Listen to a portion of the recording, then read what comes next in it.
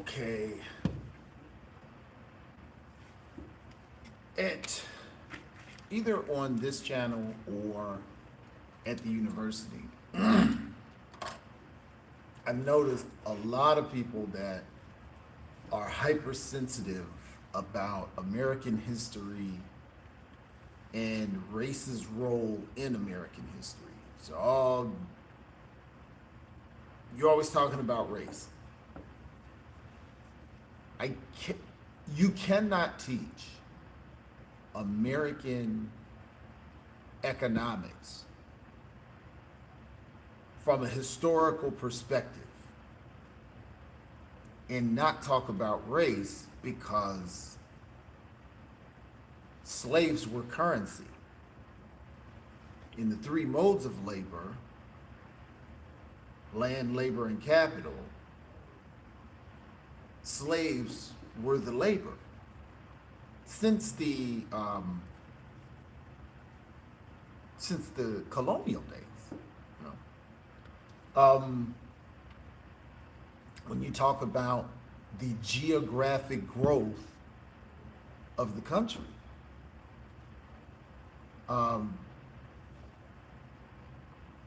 that was race. That was land taken from Mexicans that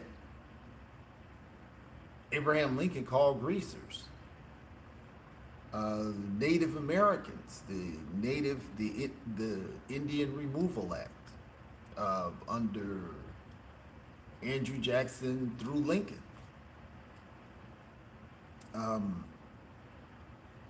The Mexican-American War started over white European immigrants or American immigrants coming into Mexico, Texas, and refusing to abide by the laws of anti-slavery.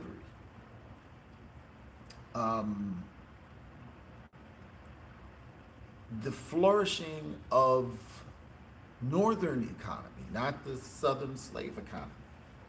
The insurance companies were insuring slave ships. The shipbuilding companies were building slave ships. The factories were processing raw goods created under the slave system: tobacco, coffee, and obviously cotton. The trade, the Board of Trade, the first thing that was traded on the New York Stock Exchange was slaves. A lot of our international law dealt with slavery because slavery started internationally. That was an English concept, a Protestant Christian English creation that North American slavery adapted. So unless you want to purposefully ignore a key part of teaching any of those things,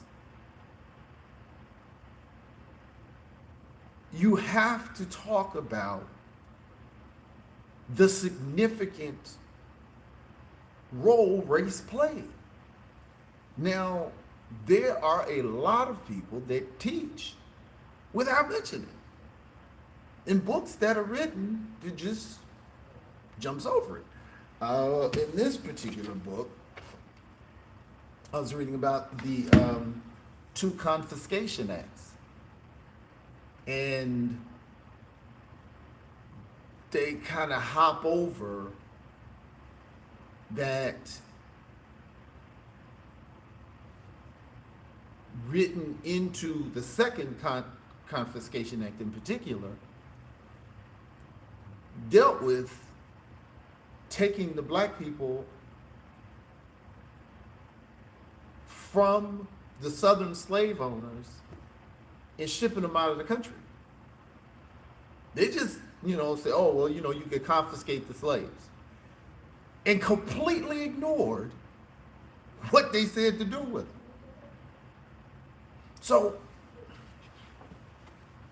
as I find people that criticize me for not having something positive to say either about racism or America or white America or whiteness, I challenge them with Thaddeus Stevens, John Brown, Charles Sumner.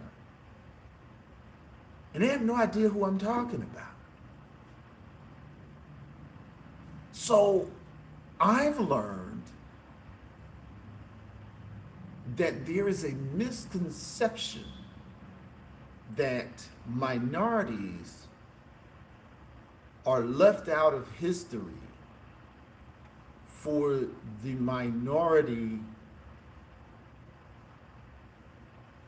to not know the role they play.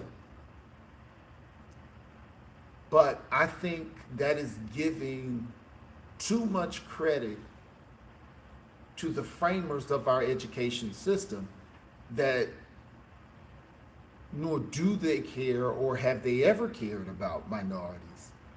This is about the education or miseducation of poor whites.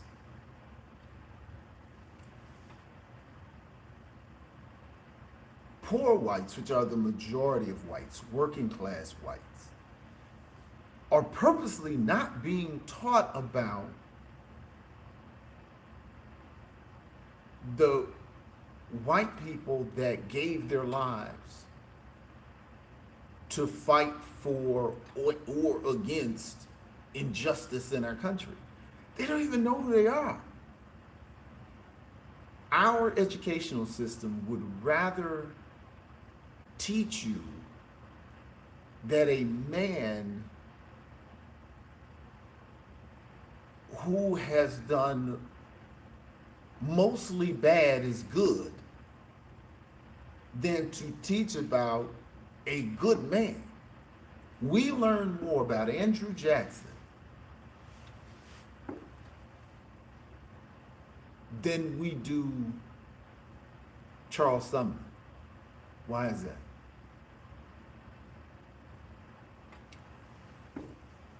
We learn more about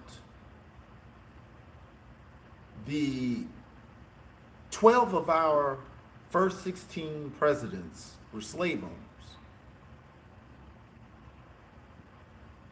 But we don't know that the two Adamses were not. If we are a post-racial society, why are we not celebrating these people for being where we are now at the hardest time it was for them to be that person? Charles Sumner actually was one of the authors of the 1875 Civil Rights Act, and that was to allow basically black people in inns, theaters, transportation, stuff like that. Now, we know that didn't happen until the 1960s. Obviously, the country overrode that in 1883, and that's ruling that the 14th Amendment did not authorize Congress to prohibit discrimination by private individuals. I don't want to get off topic because I want to come back to make another point. Charles Sumner took a very famous beating on the congressional floor. You can't. Beat and bloody. Now, you hear different versions of the story, but basically, he got beat bad. Bad enough to bleed really bad. And the person who beat him was forced to resign, and everybody voted him right back in. And subsequently, he died young. Maybe karma, I don't know. But Charles Sumner stayed in office as a rabid abolitionist, fighting for equality of black people. And this was a white man at a time that it had to be hardest to have that attitude. And he had no dog in the fight. He was well taken care of, he was well educated, he had a good career. Of all of the things he could have chosen to be his platform, that says a lot about that person, and very few people. In fact, I will say I have never, in the time that I've had people challenge me on my representation of race in history, have they said the names Charles Sumner,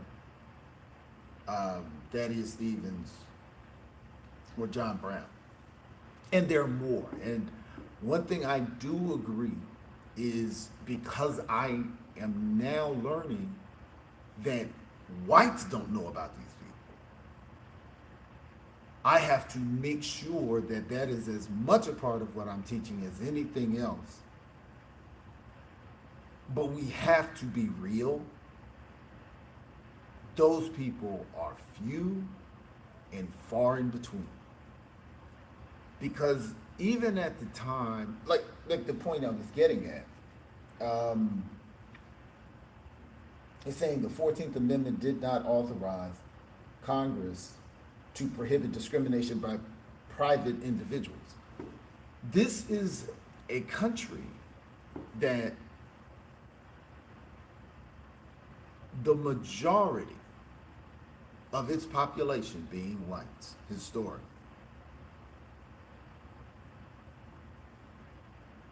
has favored racism. And to act as though that is surprising, hard to hear, that it doesn't apply to today, is just disingenuous.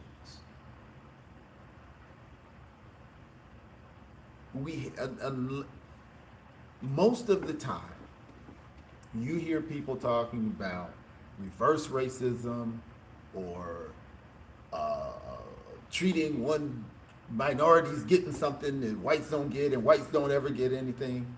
They cannot cite. They don't know American jurisprudence. They do not know the Bill of Rights. They do not know the Constitution. They do not know black codes. They do not know American economics. They do not know American geographic growth structure. They do not know Supreme Court rulings.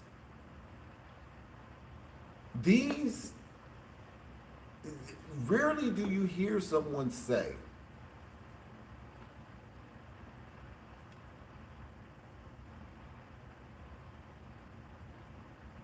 I understand for the first 200 years, overt laws were put in place to systematically make a disproportionate outcome.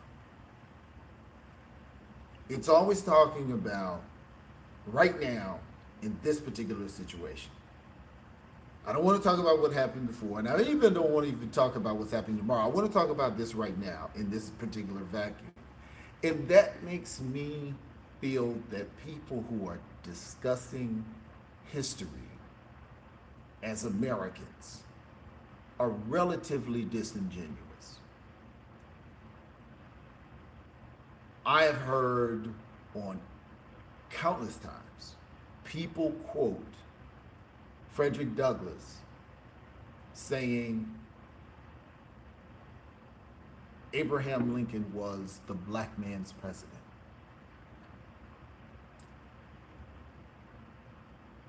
Those people that quote that either have not read it or are purposefully leaving off the rest of the sentence that he made. Because what he said was, compared to Lincoln's predecessors, who were merely facile supporters of the slave system, he was the black man's president. So the whole beginning of that sentence they ignored. It's not even like that was the first part of the sentence, and they didn't keep reading. To read, he was the black man's president, you had to read the rest of the sentence. You had to read the beginning of the sentence to get to that. So I'm troubled with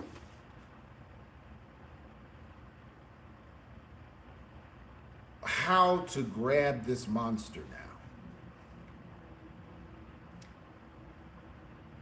Is it as important for me to elevate, find, articulate, and empower those whites historically that were the exceptions, that had the sincere outlooks that people claim that they have today of equalitarianism, egalitarianism, and abolitionism? Or is it best to teach the story as it is? As you're teaching about economy, teach all the parts of the economy. As you're teaching about growth and development, think about growth, you just teach about the whole part of it. If you're teaching about jurisprudence, if you're teaching about Supreme Court decisions, if you're teaching about expanding of the American Constitution by way of amendments, that you just teach what is a part of it and let people deal with what the truth is? Or am I to make a conscious effort to add in these people who are very important but are being ignored in history? I'm more inclined to teach about those people when I come across them, because I'm not teaching about race when it's not relevant. Like I said, in our country, there's very few times that it's not. When we're talking about access to wealth, when we're talking about slavery, convict leasing, Jim Crow, Plessy versus Ferguson, segregation, Brown versus Board of Education, universities, there was no tuition to state universities before Brown versus Board of Education. That's when they started teaching. When black folks was just say, oh, they're going to educate black folks. No, now we're going to start charging.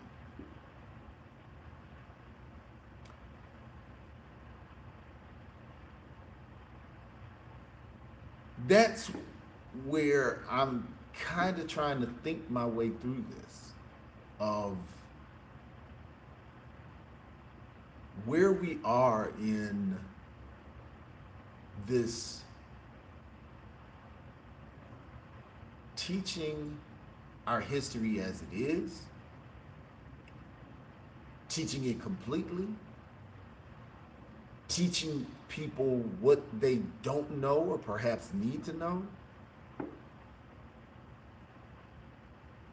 and the revelation that it's not just that black folks don't know of white people who have dedicated themselves. Thaddeus Stevens, rather than being buried in an all-white graveyard, he was buried in a black graveyard.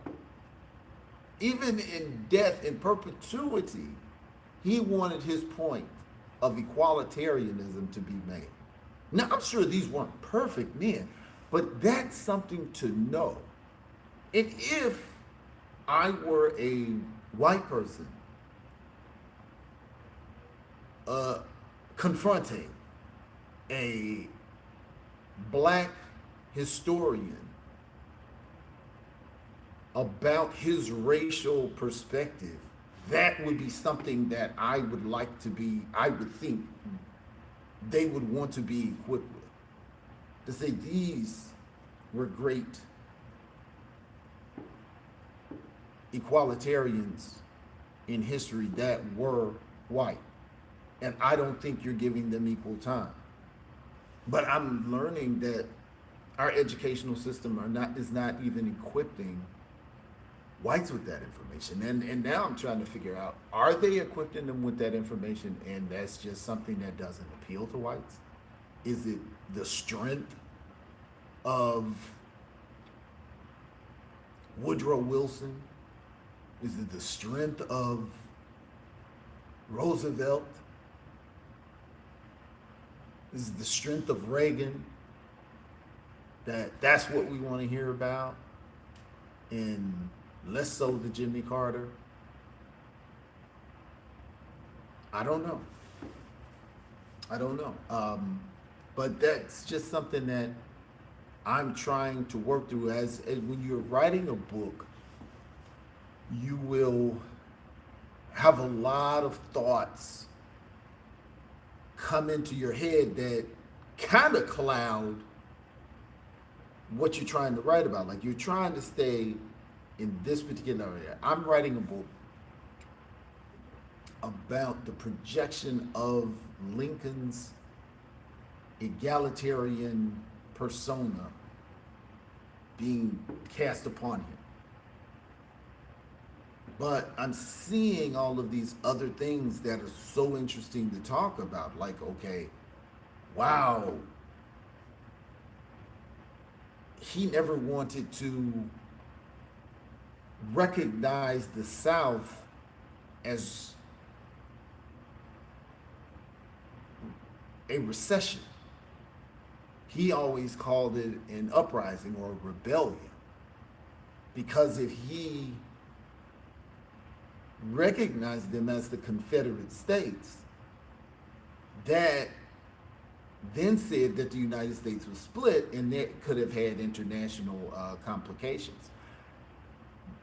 These are the things that you, while you're researching this particular point about his persona, you're going through all this information and you want to kind of go off onto why the Civil War happened, what his attitude was. But if I'm just talking about race, I don't want to talk about his attitude as a Republican. I want to talk about his attitude on race. So when I have these things clouding my mind, I'm trying to create these videos to download all of this information so now it's out and I can get back to just what I'm writing about for the book. So let me know. Put in the comments. Let me know what you think. Is our education generally the dumbing of poor whites and minorities just kind of get caught up in the mix? Because I don't think that. How I'm processing this at the point where I am now, I don't think that it's a clandestine plan to exclude poor people, poor non-whites. I think they're not even considered by the whites that are guiding the education force. It's about how do we manipulate the largest labor force, which is poor whites. And then we have to start asking, why are they not teaching us about